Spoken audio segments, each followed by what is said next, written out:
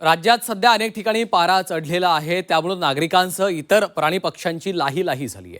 कामानिमित्त बाहेर पडायचं तरी नकोसं होतोय. अशामध्येच लग्न सोहळे म्हटलं तरी वधूवरांसह पाहुण्यांची अवस्था बिकट होते. मात्र हिंगोलीच्या एका वधूपित्यानं यावर एक भन्नाट उपाय शोधलाय.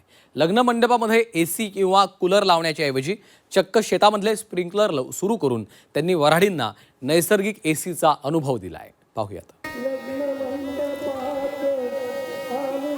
सूर्याच्या तप्त झळांनी सर्वच जण हैराण झालेत.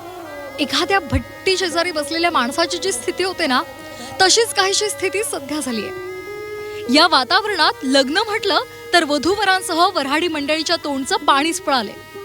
पण ठरल्या दिवशी कार्यक्रम तर उरकावा लागणारच, म्हणून हिंगोलीतल्या वधू पित्यानं एक भन्नाट चक्कल लढवली आहे.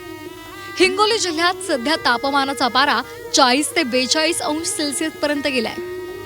त्यामुळे लग्न समारंभात पाहुण्यांना त्रास नको म्हणून औंढा नागनाथ तालुक्यातील गोजे गावात वधू पित्यानं आपल्या लाडक्या लेकीच्या लग्न मंडपाला लागून तिथे शेतामध्ये स्प्रिंकलर सुरू केले.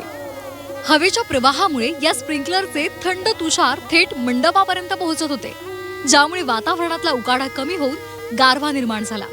बाहेर लांबून आलेली पाहुणी मंडळी त्याचे हाल पाहून माझ्या मनात एक आयडिया आली की जवळ असलेलं स्प्रिंकलर साईडला मांडवाच्या टाकून की पाहुण्या राहुण्याची थोडा थंड हवेचं हे करण्यासाठी पर्याय म्हणून निवडला.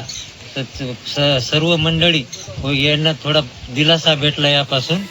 यजमानांच्या या कल्पकतेमुळे वऱ्हाडी सुद्धा खुश झाले.